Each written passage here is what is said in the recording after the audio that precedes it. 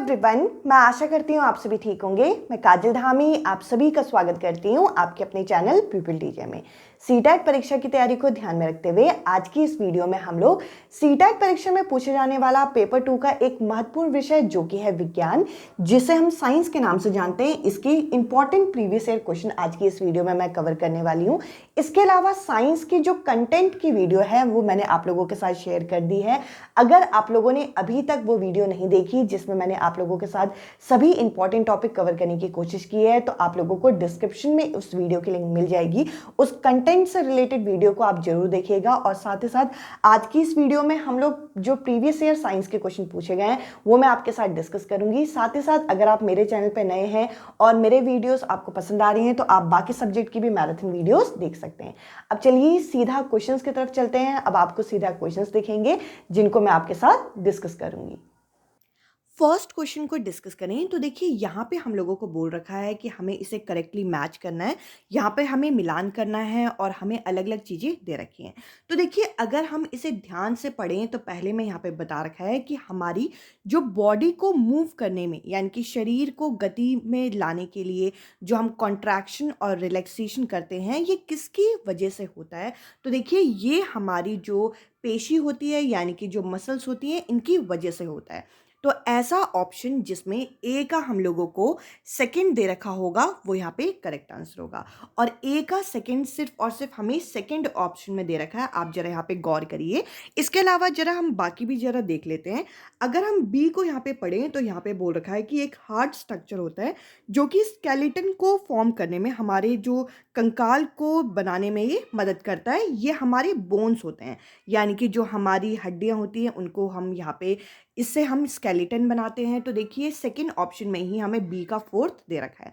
इसके अलावा अगर हम देखें तो यहाँ पे बोल रखा है ये एक स्केलेटन का ऐसा पार्ट होता है जो कि बेंट हो सकता है, जिसका झुकाव हो सकता है। तो आपको पता होगा यहाँ पे जो कार्टिलेज होता है इसको हम सॉफ्ट बोन्स के नाम से भी जानते हैं। तो देखिए यहाँ पे सी का क्या होना चाहिए, पहला होना चाहिए। और सी का जो फर्स्ट है ये हमें सेकेंड ऑप्शन में यहाँ पे दे रखा है।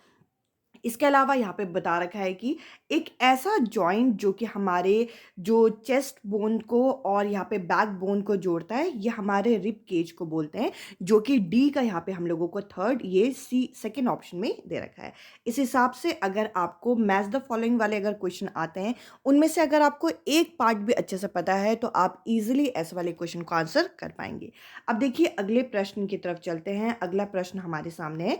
दूसरे प्रश्न में हमसे पूछ रखा है which of the following gland in human being secrete more than 2 hormone, यानी कि मानव के शरीर में ऐसे आपके कौन सा ग्लैंड है जो आपके 2 हार्मोन एक टाइम पे रिलीज कर सकता है। तो ये आपका जो पिट्यूटरी ग्लैंड होता है जो कि हमारे ब्रेन में होता है, ये एक समय में 2 हार्मोन यहाँ पे रिलीज कर पाते हैं। तो देखिए इस क्वेश्चन का जो करेक्ट आंसर है वो है हमारा सेकेंड ऑप्शन। अब चलिए अगले क्वेश्चन की तरफ बढ़ते हैं। तो देखिए यहाँ पे हम लोगों को मेटल एंड नॉन मेटल से यहाँ पे प्रश्न पूछा गया है और क्वेश्चन बोला गया है which of the following statement is true, यानी कि निम्नलिखित कथनों में से कौन सा सही है। तो देखिए यहाँ पे पहले में बोल रखा है कि ऑल मेटल आर सॉलिड, यानी कि सभी के सभी जो धातु होते हैं वो ठोस होती हैं। तो देखिए यहाँ पे ये कथन पहला हो जाएगा गलत, क्योंकि हम लोगों को पता है कि लिक्विड स्टेट में हमारा जो मरकरी जो है वो पाया जाता है। तो यहाँ पे ये सारे मेटल्स को हम सॉलिड नहीं बोल सकते। इसके अलावा यहाँ पे बता रखा है ऑल मेटल्स आर हार्ड, हर मेटल्स आपके हार्ड हो ये जरूरी नहीं है। कुछ ऐसे मेटल होते हैं जो कि इतने सॉफ्ट होते हैं जिन्हें हम नाइफ से काट सकते हैं, जैसे कि सोडियम और पोटेशियम, इसलिए ये ऑप्शन में नहीं हो सकता। अगला आप यहाँ पे देखें तो अगले में बोल रखा है कि all non metal are gases, यानी कि सभी नॉन मेटल जो होते हैं वो गैसेस स्टेट में होते हैं। तो ऐसा नहीं है, कुछ सॉलिड में होते हैं, कुछ लिक्विड में, कुछ गैसेस में, तो ये ऑप्शन भी नहीं है। अब देखिए हमें जो सही कथन छांटना था वो आप लोगों को यहाँ पे चौथे नंबर में मिलेगा, जो कि बोल रखा है कि all non metal are non ductile. Ductile क्या होता है, जिसको हम यहाँ पे वायर में बदल सकते हैं, और सारे के सारे नॉन मेटल जो होते हैं वो नॉन डक्टाइल होते हैं। यहाँ पे इस क्वेश्चन का फोर्थ जो ऑप्शन है ये करेक्ट आंसर होगा। अब चलिए अगले प्रश्न की तरफ चलते हैं। अगला क्वेश्चन आप यहाँ पे देख सकते हैं Y is a man made fibre obtain from a natural source. यहाँ पे बोल रखा है कि वाई एक मानव निर्मित रेशा है जो कि आपके प्राकृतिक स्रोत में माना जाता है, नेचुरल रिसोर्स में माना जाता है। ये कौन है? ये है आपका रायॉन। इस क्वेश्चन का पहला जो ऑप्शन है ये करेक्ट आंसर है। इसके अलावा अगर आप लोगों ने साइंस की जो मैंने मैराथन वीडियो आप लोगों के साथ शेयर की थी, अगर आप लोगों ने वो नहीं देखी तो अभी तक वो आप देख लीजिएगा, लिंक आपको डिस्क्रिप्शन में मिल जाएगा। अब चलिए अगले क्वेश्चन की तरफ बढ़ते हैं। तो देखिए यहाँ पे हम लोगों को एक टेबल दे रखा है और इस टेबल में हमें बता रखा है कि 4 अलग अलग तरीके के फ्यूल हैं और हम लोगों को ये बताना है कि इनमें से कौन सा ऐसा फ्यूल है जो कि आपका डोमेस्टिक फ्यूल माना जाएगा, एक बेस्ट घरेलू ईंधन माना जाएगा। तो देखिए यहाँ पे हम लोगों को कुछ चीज़ें यहाँ पे बता रखी हैं, स्टेट जैसे कि कौन सी अवस्था में होना चाहिए, या फिर कैलोरीफिक वैल्यू हमें बता रखी है, या इग्निशियस टेम्परेचर बता रखा है। तो देखिए इसके बारे में हमें पता होना चाहिए। इग्निशियस टेम्परेचर क्या होता है? एक ऐसा मिनिमम टेम्परेचर जिसमें कोई भी चीज़ आग पकड़ ले। अब देखिए यहाँ पे जो हमारे डोमेस्टिक फ्यूल हों, यानी कि जो हमारे घरेलू ईंधन हो, उसका इग्निशियस टेम्परेचर कैसा होना चाहिए? तो देखिए उसका इग्निशियस टेम्परेचर इतना ज़्यादा नहीं होना चाहिए कि एकदम से आग पकड़ ले, तो ये मॉडरेट होना चाहिए। इसके अलावा जो आपके जो अगर हम देखें जो हमारे फ्यूल हैं वो किस स्टेट में होना चाहिए? देखिए लिक्विड और सॉलिड में नहीं, गैस में होना चाहिए क्योंकि वो थोड़ा लाइट होते हैं। इसके अलावा कैलोरीफिक वैल्यू ये बताती है कि 1 केजी जो सब्सटेंस होता है उसको जलने में कितना समय लगता है। तो देखिए यहाँ पे ये भी आपका मॉडरेट होना चाहिए और इस हिसाब से यहाँ पे जो करेक्ट आंसर हमारा बैठेगा वो बैठेगा फ्यूल सी, जो कि हमारा एक आइडियल, एक बेस्ट फ्यूल माना जाएगा और उसकी क्वालिटी ये होनी चाहिए। अब चलिए अगले क्वेश्चन की तरफ चलते हैं। क्वेश्चन नंबर 6 हम लोगों के सामने है। यहाँ पे हम लोगों को पूछा गया है species restricted to a particular area are refer as, यानी कि किसी विशिष्ट क्षेत्र में हम अगर विशिष्ट रूप से पाए जाने वाले जो हमारे स्पीसीज यानी कि जो प्रजातियाँ होती हैं उनको हम क्या कहते हैं? तो देखिए उनके लिए हम यहाँ पे एंडेमिक स्पीसीज शब्द का इस्तेमाल करते हैं। तो देखिए इंडेंजर वो होती हैं जो कि आपकी लुप्त होने वाली है, एक्सटिंक्ट वो होती है जो कि लुप्त हो चुकी है, और माइग्रेटरी वो होती है जो कि एक जगह से दूसरी जगह जाती है। और किसी एक पर्टिकुलर एरिया में जो हम स्पीसीज को रिस्ट्रिक्ट करके रखते हैं, रिस्ट्रिक्टेड एरिया होता है, उसके लिए हम एंडेमिक स्पीसीज शब्द का यहाँ पे प्रयोग करते हैं, यानी कि विशेष क्षेत्र स्पीसीज। अब चलिए आगे बढ़ते हैं अगले क्वेश्चन की तरफ। क्वेश्चन नंबर 7 हम लोगों के सामने है। तो देखिए यहाँ पे हम लोगों से पूछा गया है कि एक मेटल है X जो कि Y को उसके सॉल्ट से डिस्प्लेस कर पा रहा है। तो देखिए एक मेटल है X, जैसे कि मान के चलिए कोई भी मेटल हो, वो Y को उसके सॉल्ट से हटा पा रहा है। तो आप मुझे बताइए X और Y में से ज़्यादा रिएक्टिव कौन होगा? जो हटा पा रहा है वो, यानी कि Y आपका ज़्यादा रिएक्टिव है। अब आगे हम क्वेश्चन देखते हैं। आगे बोल रखा है कि पर अगर हम देखें तो ये Z को उसके सॉल्ट से नहीं हटा पा रहा। ये जो आपका यहाँ पे देखिए ये आपका हो गया X जो है ये Y को उसके सॉल्ट से हटा पा रहा है, ठीक है जी, पर ये आपका Z को नहीं हटा पा रहा। तो देखिए यहाँ पे हमें इस प्रश्न में पूछा गया है कि इनमें से सबसे ज़्यादा रिएक्टिव कौन होगा, और अगर आपसे ये पूछा जाता सबसे कम रिएक्टिव कौन होगा, तो दोनों का आंसर मैं आपको बता दूं। तो देखिए Z जो है वो सबसे ज़्यादा रिएक्टिव है। क्यों? क्योंकि X जो है वो Y को तो हटा पा रहा है उसके सॉल्ट से, पर Z को नहीं हटा पा रहा।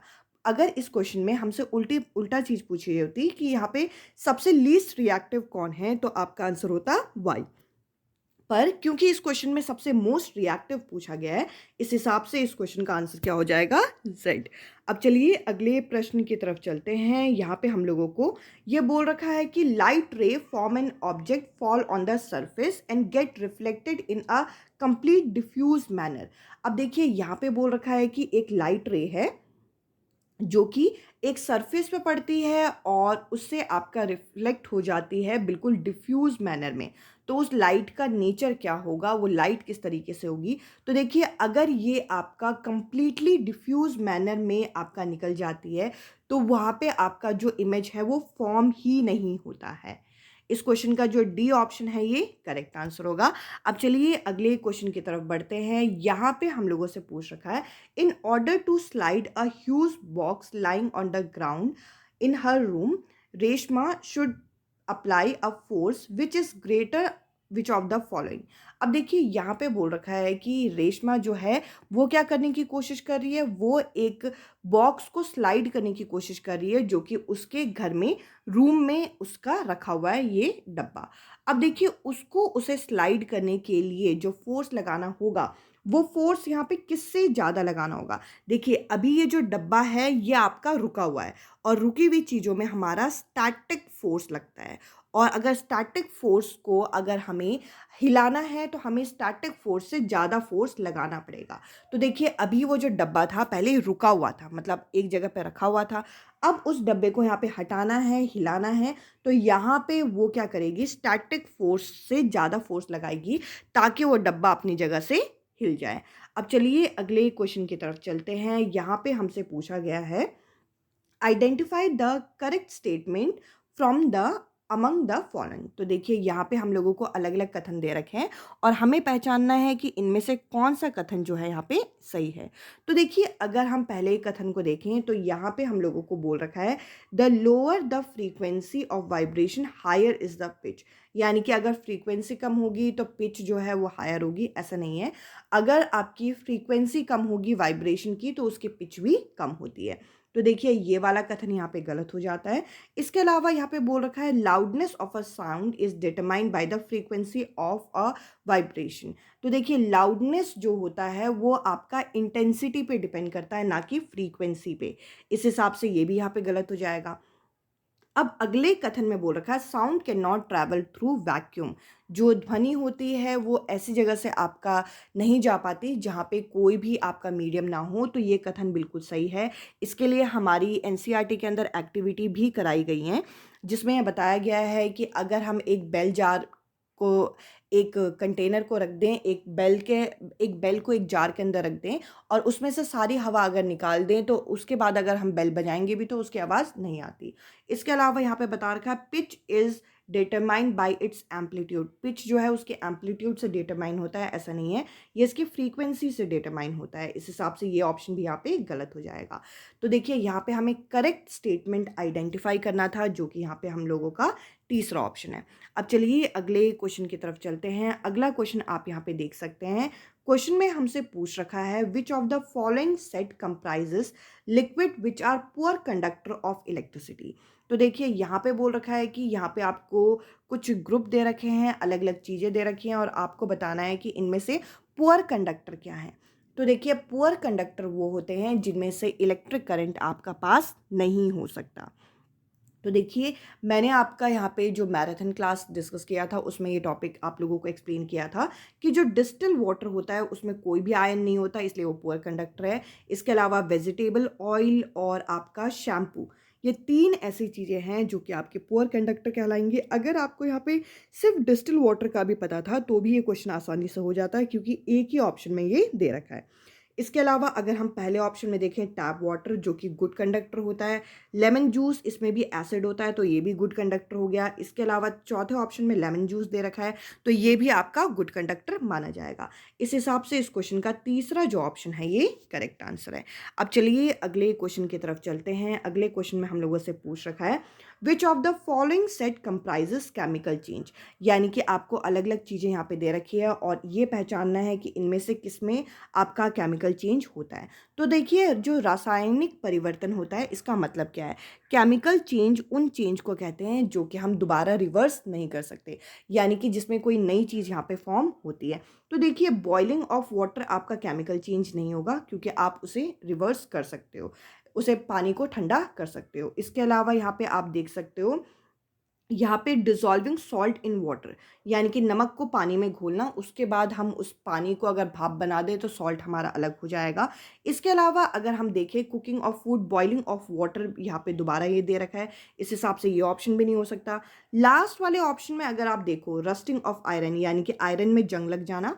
इसके अलावा बर्निंग ऑफ पेपर, पेपर अगर जल जाए तो वो राख बन जाएगा।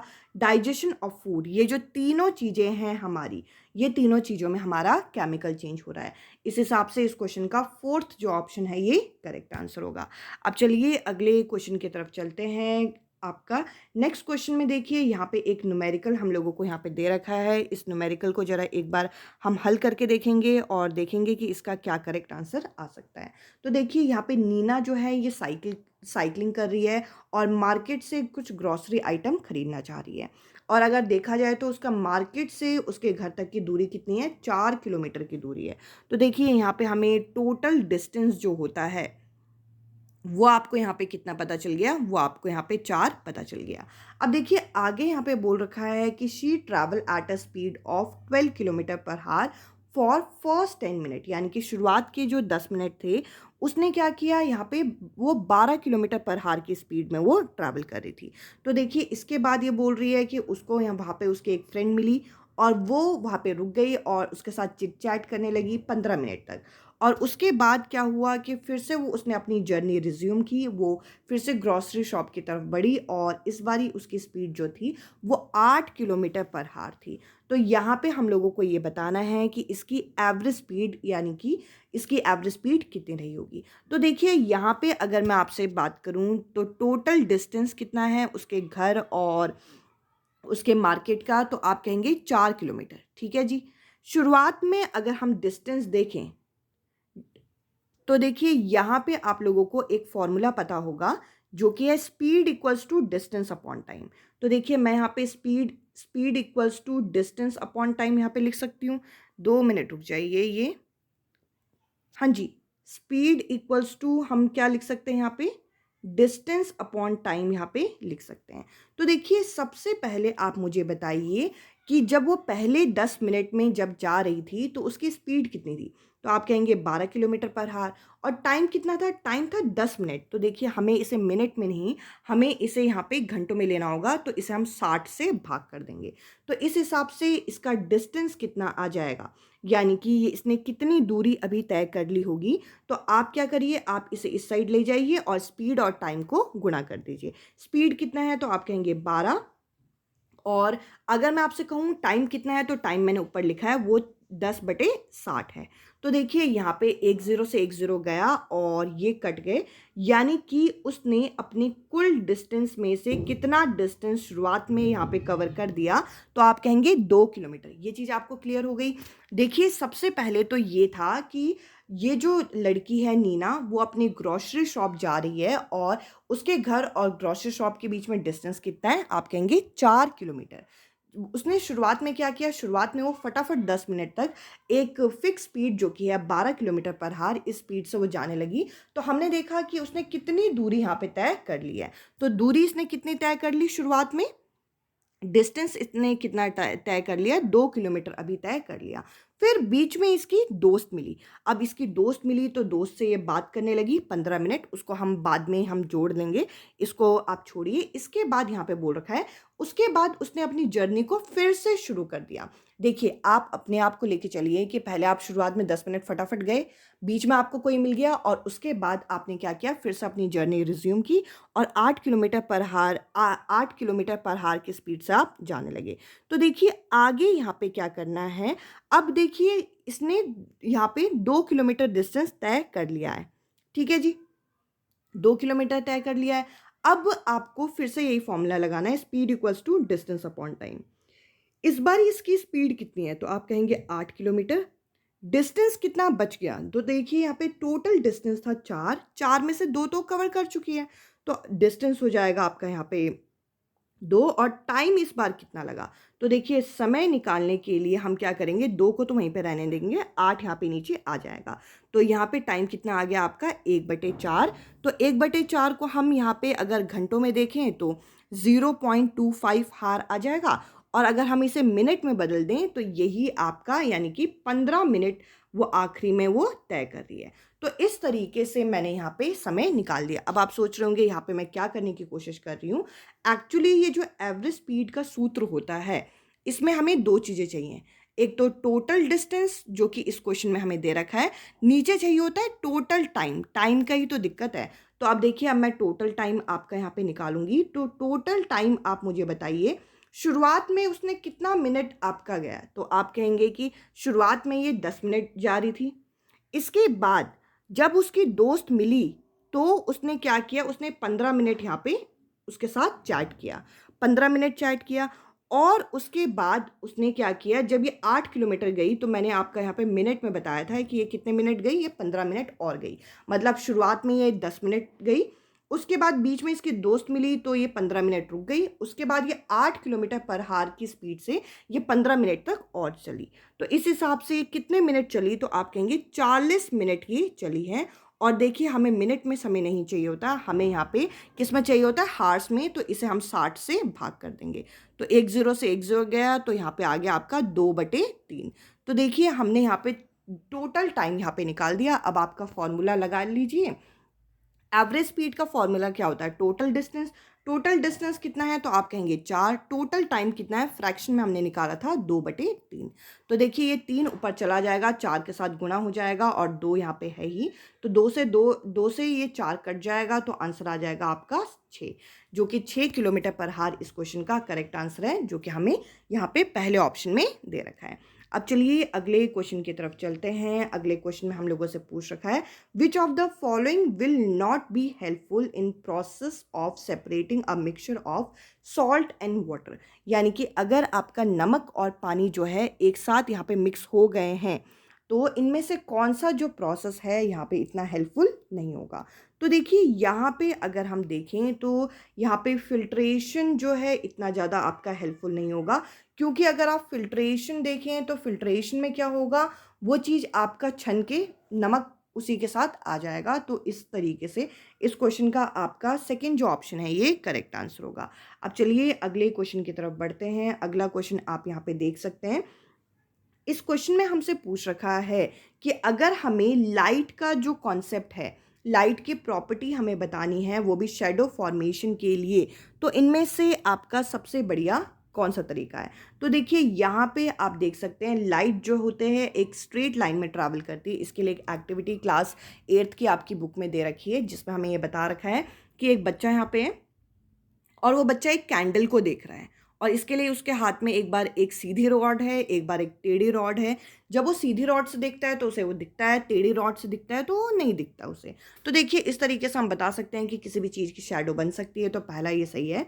इसके अलावा यहाँ पे बता रखा है कि light travel at high speed, उसकी स्पीड और शैडो का कोई सीधा सीधा लेना देना नहीं होता। इसके अलावा यहाँ पे बता रखा है light is composed with 7 colour, light जो होते हैं वो 7 अलग अलग कलर से बनी होती है, पर ये शैडो फॉर्मेशन में इतना हेल्पफुल नहीं होगा। इसके अलावा अगर हम देखें तो light does not pass through opaque object, light जो होता है वो ओपेक ऑब्जेक्ट से पास नहीं होता। तो अगर हम ओपेक ऑब्जेक्ट जैसे कि हो गया वुड, इससे अगर उसकी लाइट पास ही नहीं होगी तो शैडो भी नहीं बनेगी।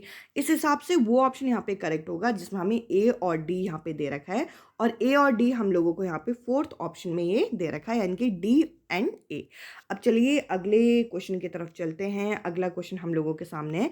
यहाँ पे हमें अलग अलग कथन दे रखे हैं, अलग अलग स्टेटमेंट दे रखी हैं, और हमें ये बताना है कि इनमें से कौन सा जो स्टेटमेंट है वो सही है।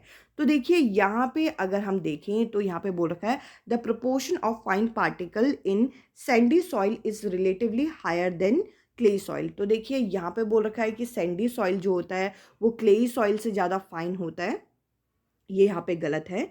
इसके अलावा यहाँ पे बता रखा है the amount of large and fine particle is same in clay soil, यानी कि जो बड़े पार्टिकल होते हैं और छोटे पार्टिकल होते हैं वो बिल्कुल सेम होते हैं, जी नहीं, ये भी यहाँ पे गलत है। इसके अलावा अगर हम देखें तो यहाँ पे बोल रखा है कि जो लूमी सॉइल होता है वो सैंडी सॉइल से उसमें लार्ज पार्टिकल होते हैं, ये भी यहाँ पे गलत है। इसके अलावा अगर हम देखें तो यहाँ पे ये जो दे रखा है क्ले सॉइल के जो फाइन पार्टिकल होते हैं वो रिलेटिवली लूमी सॉइल से बड़े होते हैं, ये यहाँ पे सही दे रखा है। इस क्वेश्चन का 4th जो ऑप्शन है ये करेक्ट आंसर है।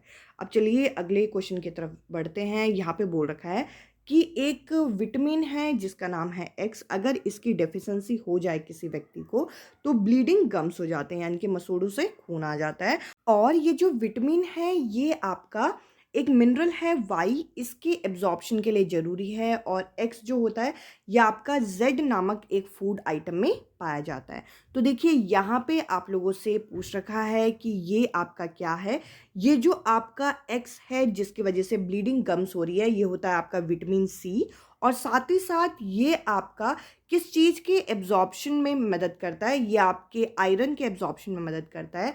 और ये जो विटामिन सी होता है ये सिट्रस यानी कि खट्टे फ्रूट में पाया जाता है।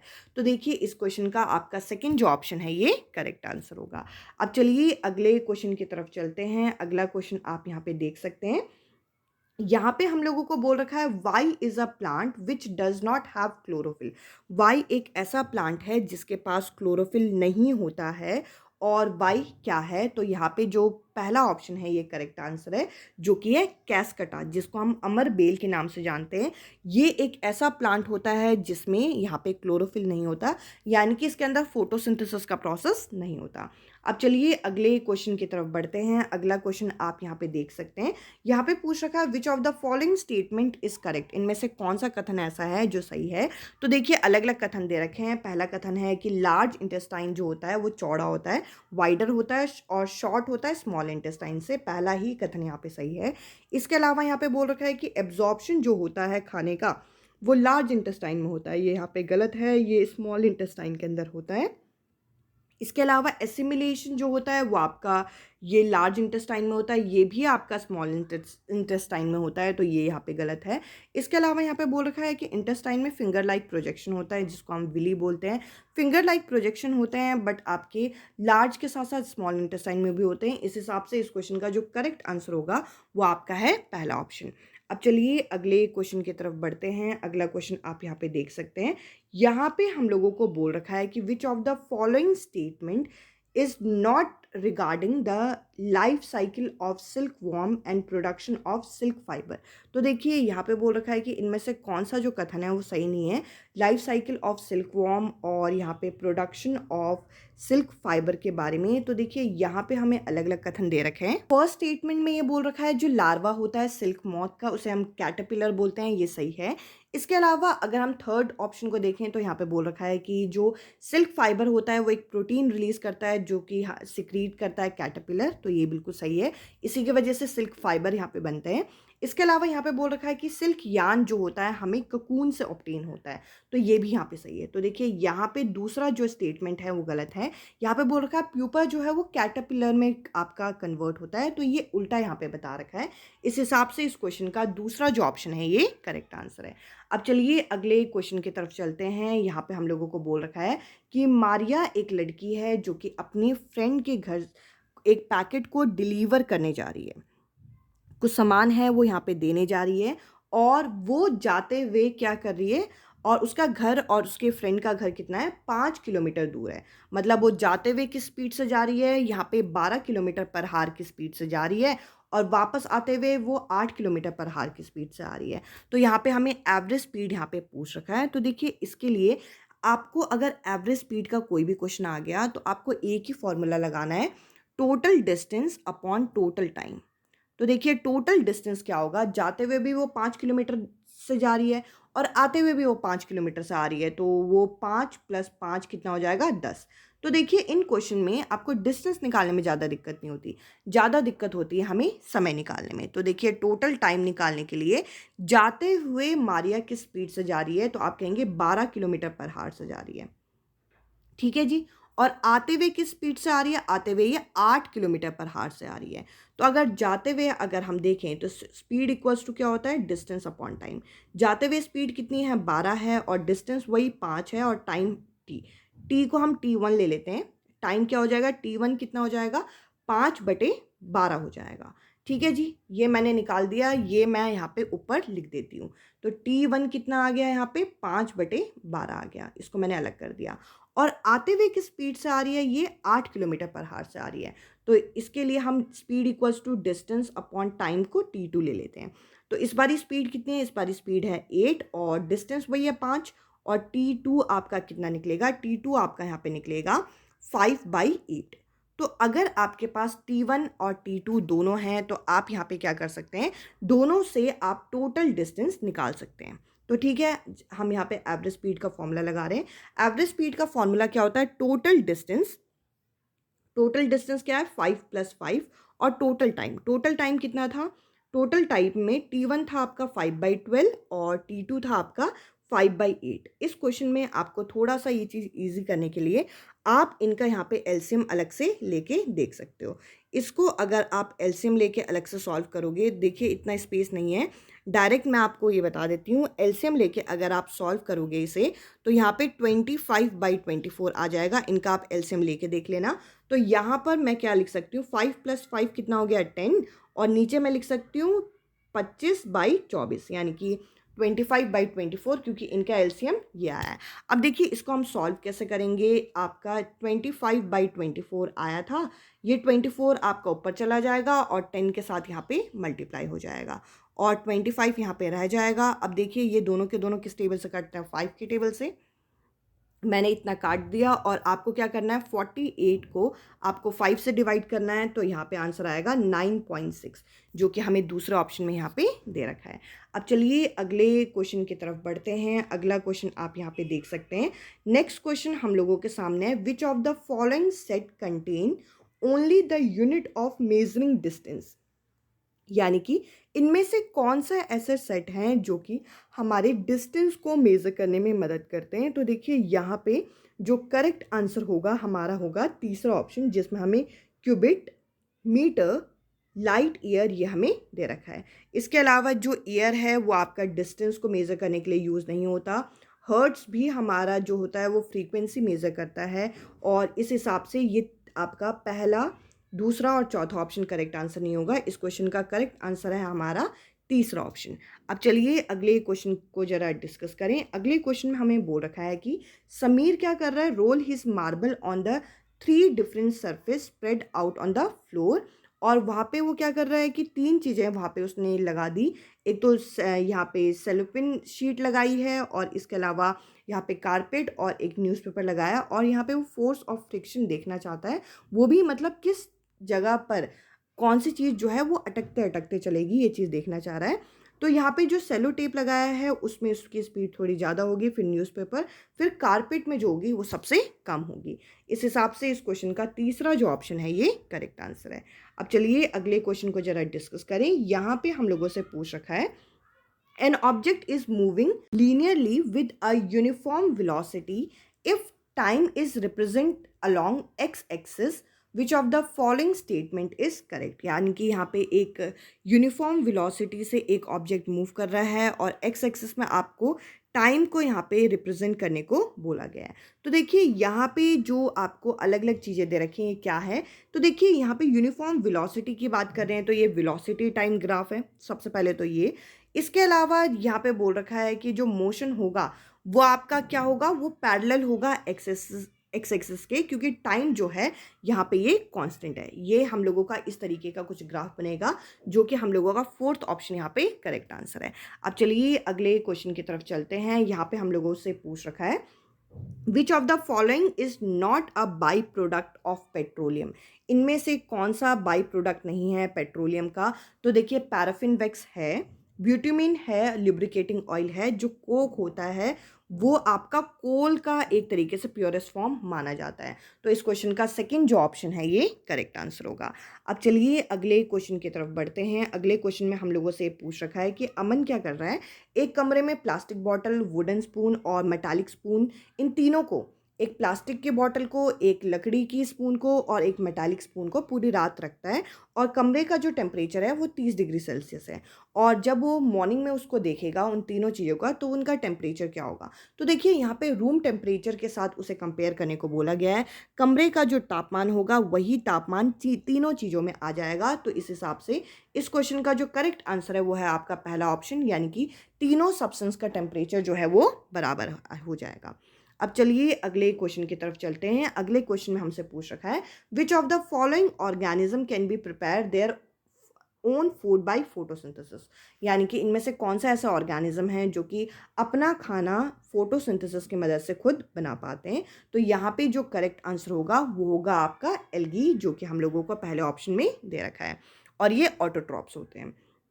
अब देखिए अगले क्वेश्चन को जरा डिस्कस करते हैं। यहाँ पे हमसे पूछा गया है, which of the following feature help polar bear adapt in extreme cold condition. यानी कि जो पोलर बियर है वो एक्सट्रीम कोल्ड कंडीशन में रहते हैं, इनमें से कौन से ऐसे लक्षण हैं, कौन सा ऐसा फीचर हैं जो उन्होंने अडेप्ट किए हैं जिसकी मदद से वो इतने ठंडे में भी रह सकते हैं। तो देखिए यहाँ पे अगर हम देखें तो उनकी जो स्किन होती है उसमें फैट बहुत ज़्यादा होता है यहाँ पे। इसके अलावा यहाँ पे बता रखा है कि इस इनके लॉन्ग कर्व और शार्प च्यू होते हैं और वाइट फर होते हैं। ये इन्हें क्या करते हैं, एक्सट्रीम कोल्ड कंडीशन में भी इन्हें सर्वाइव करने में मदद करते हैं। इस क्वेश्चन का सेकंड जो ऑप्शन है ये करेक्ट आंसर है। अब चलिए अगले क्वेश्चन को जरा डिस्कस करें। अगले क्वेश्चन में हमसे पूछ रखा है, which of the following nutrient are present in milk. इसमें जो करेक्ट आंसर होगा वो होगा प्रोटीन, कैल्शियम और विटामिन डी। तो देखिए विटामिन ए जो है ये आपका मिल्क में नहीं पाया जाता है। इसके अलावा कार्बोहाइड्रेट और आयरन जो है ये भी आपका मिल्क में नहीं होता। इसके अलावा आयरन लास्ट ऑप्शन में ये भी दे रखा है। तो देखिए इस क्वेश्चन का जो करेक्ट आंसर है वो है हमारा पहला ऑप्शन। अब चलिए अगले क्वेश्चन की तरफ बढ़ते हैं। अगला क्वेश्चन हम लोगों के सामने है, कौन सा ऐसा नॉन मेटल होता है जो कि पर्पल कलर का होता है और ये एक तरीके से एंटीसेप्टिक की तरह काम करता है अगर कहीं पे हम लोगों को चोट वगैरह लग जाए। तो देखिए इस क्वेश्चन का जो करेक्ट आंसर है वो है आपका आयोडीन। तो यहाँ पे ब्रोमीन में ये डब्ल्यू नहीं होगा, आयोडीन, जो कि हम लोगों को दूसरा ऑप्शन में यहाँ पे दे रखा है। अब चलिए अगले क्वेश्चन की तरफ बढ़ते हैं। अगले क्वेश्चन में हमसे पूछ रखा है, which of the following statement regarding air is incorrect. यानी कि इनमें से कौन सा एयर के रिगार्डिंग ये जो है यहाँ पे सही नहीं दे रखा है। एयर का अपना वेट होता है, ये सही है। Air play important role in water cycle, ये भी सही है।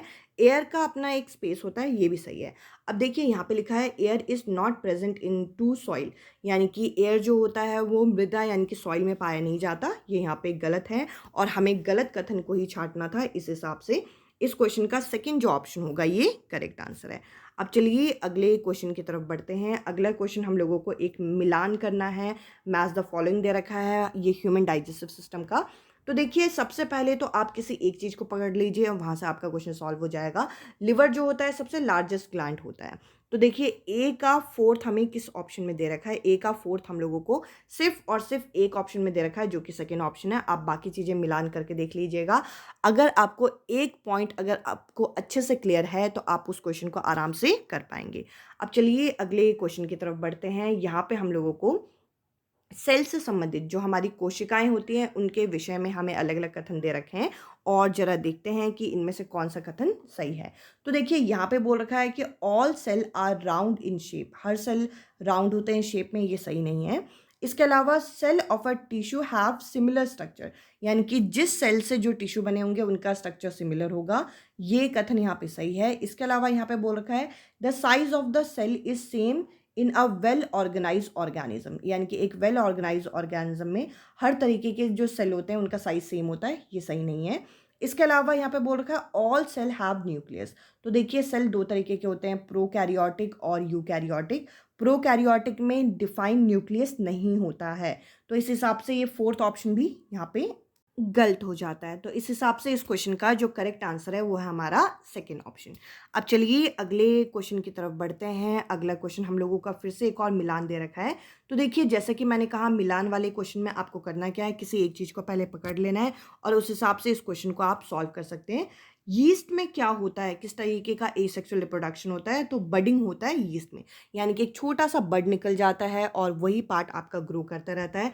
ए का आपको फोर्थ कौन से ऑप्शन में दे रखा है, आप देखिए पहले ऑप्शन में। इस हिसाब से आप बाकी चीज़ें मिलान कर लीजिएगा। पोटैटो में आपका वेजिटेटिव प्रोपगेशन होता है। इसके अलावा आपका एल्गी में यहाँ पे क्या होता है, फ्रेगमेंटेशन होता है, और फंगी में क्या होता है, स्पोर फॉर्मेशन होता है। तो इस तरीके से आपको चारों चीज़ें यहाँ पे मिल जाएंगी। अब चलिए अगले क्वेश्चन की तरफ चलते हैं। अगला क्वेश्चन हम लोगों को यहाँ पे दे रखा है। इस क्वेश्चन में देखिए यहाँ पे हम लोगों को दे रखा है which of the following pollutant are responsible for the depletion of ozone layer, यानी कि इनमें से कौन सा ऐसा पॉल्यूटेंट है जिसकी वजह से ओजोन लेयर में जो छिद्र है वो आ रहा है। तो देखिए इस क्वेश्चन का जो करेक्ट आंसर है वो है आपका क्लोरोफ्लोरोकार्बन, जो कि रेफ्रिजरेटर वगैरह में डाला जाता है जिसकी वजह से ओजोन लेयर में अंटार्कटिका के ऊपर ये छेद देखने को मिल रहा है। इस क्वेश्चन का सेकंड जो ऑप्शन है ये करेक्ट आंसर है। कुछ क्वेश्चन तो बहुत डायरेक्ट यहाँ पे पूछे जाते हैं, कुछ क्वेश्चन थोड़े से कॉन्सेप्चुअल आपको मिल जाएंगे। यहाँ पे हमसे अगले क्वेश्चन में बोल रखा है which of the following set representative communicable disease. Communicable disease क्या होते हैं? ऐसे कुछ डिजीज जो कि एक इंसान से दूसरे इंसान में फैलते हैं। तो देखिए, अगर हम ऑप्शन पे गौर करें तो यहाँ पे जो हमारा करेक्ट आंसर होगा वो होगा हमारा तीसरा ऑप्शन, जो कि है टाइफाइड, स्वाइन फ्लू, मलेरिया और पोलियो। इसके अलावा अगर हम डायबिटीज़ की बात करें तो ये इस तरीके से स्प्रेड नहीं होता, डायरिया इस तरीके से स्प्रेड नहीं होता और एनीमिया इस तरीके से स्प्रेड नहीं होता। तो देखिए, यहाँ पे जो करेक्ट आंसर है वो है आपका तीसरा ऑप्शन। अब चलिए अगले क्वेश्चन की तरफ चलते हैं कि यहाँ पे हमसे पूछ रखा है कि Amrita is trying to set an electric circuit. Amrita यहाँ पे कोशिश कर रही है कि वो एक इलेक्ट्रिक सर्किट को सेट कर सके। She run a short of connecting wire, और वो कुछ कनेक्टिंग वायर से उसे जोड़ने की कोशिश कर रही है। Which of the following material she use to complete the circuit. और उसकी जो वहाँ पे वायर थी वो शॉर्ट हो गई थी, तो उसे कोई ना कोई मटेरियल चाहिए जिससे वो अपना सर्किट को कंप्लीट कर सके। तो इसमें से वो कौन सी चीज़ हैं जो कि उसके सर्किट को कंप्लीट करने में मदद करेगी? तो थिक थ्रेड जो है उसे यहाँ पे कंडक्टिंग नहीं होता। ग्लास रॉड और रबर पाइप जो है ये आपके पुअर कंडक्टर होते हैं। इस हिसाब से स्टील की वायर की मदद से वो अपने सर्किट को पूरा कर सकती है। इस क्वेश्चन का सेकंड जो ऑप्शन है ये करेक्ट आंसर है। अब देखिए, हम लोगों को अगले क्वेश्चन में यहाँ पे दे रखा है आइडेंटिफाई द करेक्ट स्टेटमेंट, और हमें अलग अलग चीज़ें यहाँ पे बता रखी है। जो कॉन्केव मिरर होता है, कॉन्केव मिरर कुछ इस तरीके से दिखता है। ये यहाँ पे बोल रखा है कि ये हमेशा इरेक्ट इमेज बनाता है। तो देखिए, कॉन्केव मिरर के 6 केसेस होते हैं रे डायग्राम के, जिसमें से 5 जो होते हैं वो आपके रियल और इन्वर्टेड इमेज बनाते हैं, और एक केस में आपका इरेक्ट बनता है। इस हिसाब से अगर हम देखें तो ये पहला कथन हम लोगों को गलत दे रखा है। इसके अलावा यहाँ पे बता रखा है कॉन्केव मिरर आपका इरेक्ट और इन्वर्टेड दोनों इमेज बनाता है। अभी मैंने बताया कि 5 आपके क्या बनाएगा, इन्वर्टेड, और एक आपका इरेक्ट, तो ये आपका सही है। इसके अलावा कॉन्वेक्स मिरर के बारे में बता रखा है कि ये हमेशा इन्वर्टेड इमेज बनाते हैं। इसमें इमेज कुछ इस तरीके से बनती है और ये इन्वर्टेड नहीं है, सीधी बनती है। तो ये ऑप्शन यहाँ पे गलत हो जाता है। इसके अलावा यहाँ पे बता रखा है कि कॉन्वेक्स मिरर जो है इरेक्ट और इन्वर्टेड दोनों इमेज बनाता है, जबकि ये सिर्फ इन्वर्टेड इमेज बनाता है, ना कि इरेक्ट। इरेक्ट होता है उल्टा। तो यहाँ पे इस क्वेश्चन का जो करेक्ट आंसर हो जाएगा वो जाएगा आपका सेकेंड ऑप्शन। अब चलिए अगले क्वेश्चन की तरफ चलते हैं। अगला क्वेश्चन हम लोगों से पूछ रखा है which of the following acid is found in and string. अगर चींटी के डंक से हम लोगों को अगर वो काट ले तो उसमें से कौन सा अम्ल है, कौन सा एसिड है जो निकलता है? ये है आपका फॉर्मिक एसिड, जिसे हम मेथनोइक एसिड भी बोलते हैं, जो कि हम लोगों को दूसरा ऑप्शन में यहाँ पे दे रखा है। आज की इस वीडियो का आखिरी क्वेश्चन जरा डिस्कस करते हैं। तो देखिए, यहाँ पे हम लोगों को बोल रखा है कि हमारे पास फ्यूल है, यहाँ पे कितना है हमारे पास फ्यूल 3.7 kg, और उसको बर्न करने के लिए इतनी जूल एनर्जी लग रही है। तो इसका कैलोरीफिक वैल्यू क्या होगा? इसके कैलोरीफिक वैल्यू को निकालने के लिए आपको इसमें ज़्यादा कुछ मेहनत करने की ज़रूरत नहीं है। आप बस क्या करिए कि कितना अमाउंट एनर्जी लग रहा है, इस अमाउंट ऑफ एनर्जी को आप यहाँ पे ये कितना अमाउंट दे रखा है इससे अगर आप डिवाइड करेंगे तो आपका यहाँ पे आंसर आ जाएगा। इसको आप डिवाइड करके देख लीजिएगा। ये आएगा 4.5 इंटू 10⁻7 जूल, और इसकी स्टैंडर्ड यूनिट जो होती है वो होती है किलो जूल। जब आप किलो जूल में इसे बदलेंगे तो यह जो आंसर है यहाँ पे पहला जो ऑप्शन है ये करेक्ट आंसर आएगा। आई होप ये सेशन आप लोगों को इफेक्टिव लगा हो, इससे थोड़ा बहुत आप लोगों की प्रिपरेशन में आपको मदद मिली हो। इसके अलावा जो मैराथन वीडियो है, अगर आप लोगों ने नहीं देखी तो मैराथन वीडियो प्लीज़ आप लोग देख लीजिएगा, आपको उससे हेल्प मिलेगी। आज की इस वीडियो में इतना ही। अब मैं आपसे मिलूंगी अगले वीडियो में अगले टॉपिक के साथ। Bye bye, take care.